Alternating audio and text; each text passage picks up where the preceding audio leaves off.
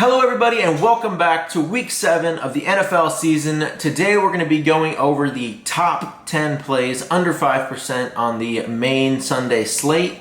It is a smaller slate this week, so the ownership is going to be a little bit more condensed on some of these plays, so it was really hard. I had to dig pretty deep to find any viable sub 5% owned plays, especially at the receiver position. So we'll get right into this. I usually only have one quarterback, one running back, and one tight end. Most of the time you want to get different at the receiver position. So the quarterback under 5% I like most is going to be Aaron Rodgers. Washington has the worst secondary in the entire league, I believe. And now you get Aaron Rodgers at home with Davante Adams. So I think for a low-owned tournament, Davante Adams won't be low-owned, but at least you bring your ownership down by playing Rodgers, because everyone's going to be playing Mahomes and stacking that game up, and Lamar, and so I think Rodgers will go a little overlooked this week. He is pretty pricey for a non-mobile quarterback, but we did see him rush for he does rush in for touchdowns every now and again. And the thing about Rodgers is you know exactly who to stack him with. If you play a Rodgers lineup, you'll just play Adams. You can add another play that I'll talk about later in with that stack, but I just think he's in a really good spot at home. I think Washington can keep this game somewhat close, so he'll be throwing all game. So the next position will go into running back. Running back, it's always the best plays or the higher owned plays like Derrick Henry, Darrell Henderson, Swift, Hubbard, Darrell Williams. These are all going to be very owned. But Myles Gaskin is looking like he's going to be under 5% owned. I think that this Atlanta-Miami game could be a little bit of a sneaky shootout. Myles Gaskin, as we saw last year, played much better when Tua was under center. He just they didn't really use him much when Jacoby Brissett was in there. The offense just moves better with Tua, and so I think that gives more opportunities for Gaskin around the goal line, and he catches a bunch of balls. As we saw against the Bucs, I believe he had 10 targets and had an amazing game against the Bucs. So I do think they try to get him more involved again, and the Falcons don't have a great defense by any means. I like Gaskin at a really cheap price tag here. He's great to throw in with your game stacks if you have Matt Ryan, Ridley, Pitts, and then run it back with Gaskin. Or you can play him with Tua. You can play Tua, Gaskin, Waddle, and run that back with Ridley or something. So I like Gaskin as a low running back play. And then now we'll get into the meat of this video, which is the wide receiver position. This is usually in tournaments when people play a low-owned play. This is where it's at. It's just because they have the highest ceiling, and they just catch a few long ones, and they could be in the winning lineup and people would have never thought to play the player. Marquis Brown is a player people will probably at least consider, but I think he'll still go overlooked. He should come in right around 5% or a little under. If it wasn't for a few dropped touchdowns, he's had some absolute bombs that he's either dropped or Lamar just barely overthrew him. If he catches some of these, we could be talking about him as the wide receiver 1 on the year. He's caught a touchdown in almost every single game. Rashad Bateman is back now, so it'll be interesting to see how the targets gets shaken out there. But I still think the Bengals defense is a little more respectable this year. But I think after the season he's had this year, Lamar is still going to look his way plenty. And he's a perfect tournament play. He's a player that catches long touchdowns at any given moment. So I do like Marquis Brown a bit this week. The next receiver I like is every single week he's going under 5%.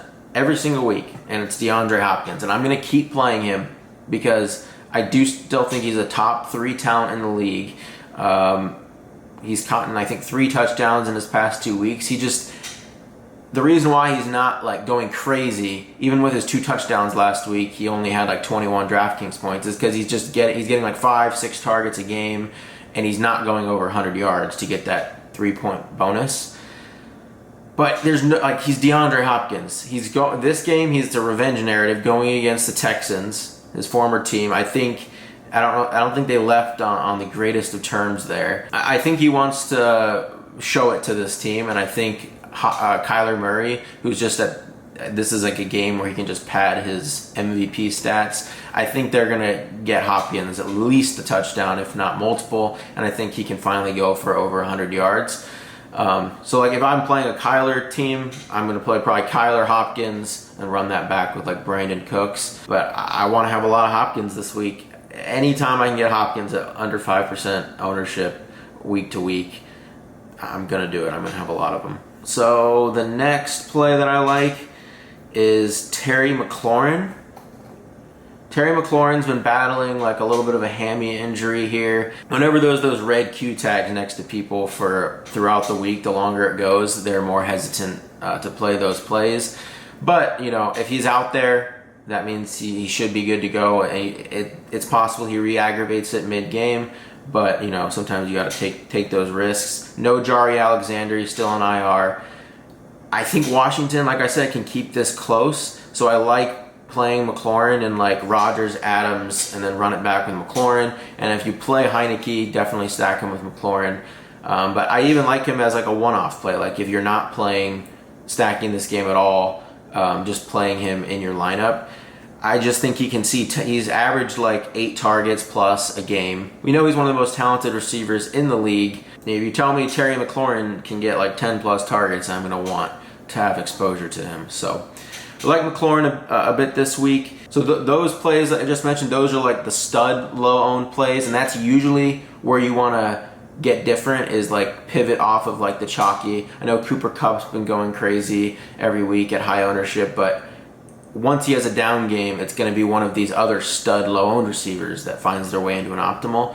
So like in tournaments, just try to fade like the Cooper Kupps, the higher-owned receivers, and pivot to these other guys that can easily outscore Kupp, like Hopkins, like McLaurin. But now we're getting into like some of the dicier, like cheap plays that can just catch a few bombs or catch a bomb and then find their way into an optimal lineup.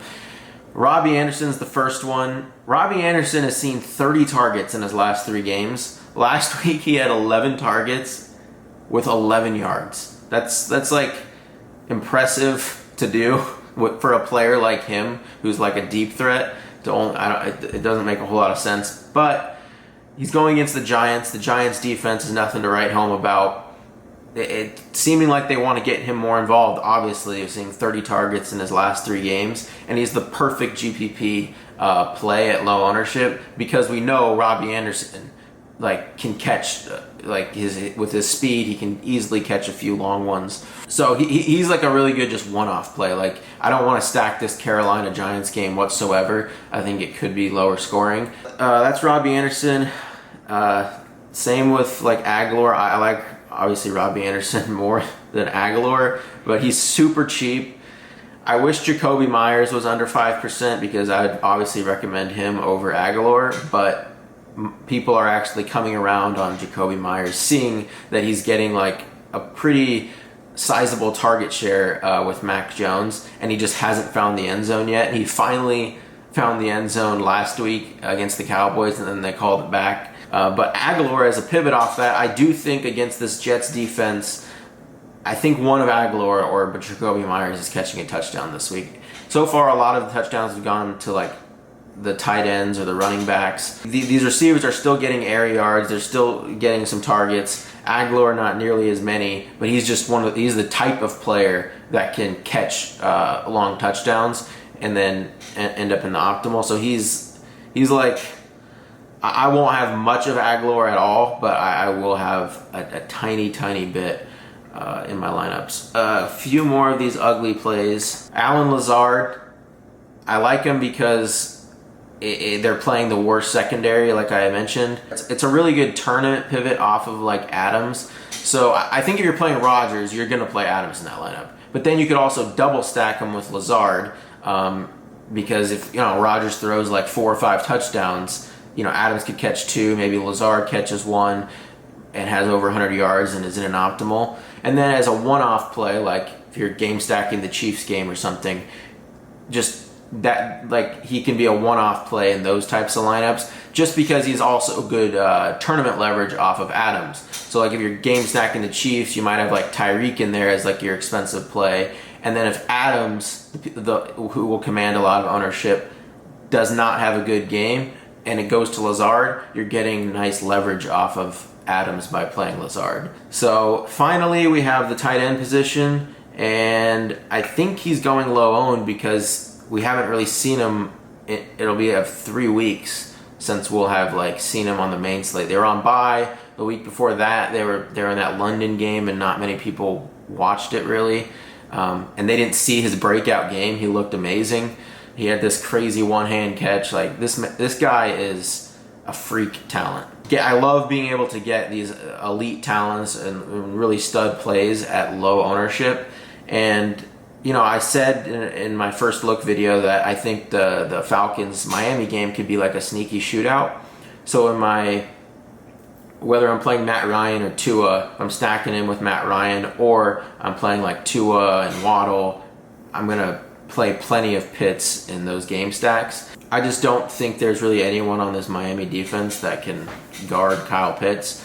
Kyle Pitts is pretty much just like a receiver that you get to play in the tight end position. That about wraps it up with this week's top 10 under 5%. My suggestion is, you know, Rodgers is a solid under 5% owned quarterback play. But if you're going for the low-owned receiver plays, I suggest staying in that Hopkins, Marquis Brown, Terry McLaurin range. Especially Hopkins, he's probably my favorite sub 5% owned play this week. If you enjoyed the video, please leave a like and comment. It helps out the channel a ton, and please subscribe. And I will see you tomorrow to go over the top stacks of the week. Thank you for watching. I'll see you tomorrow.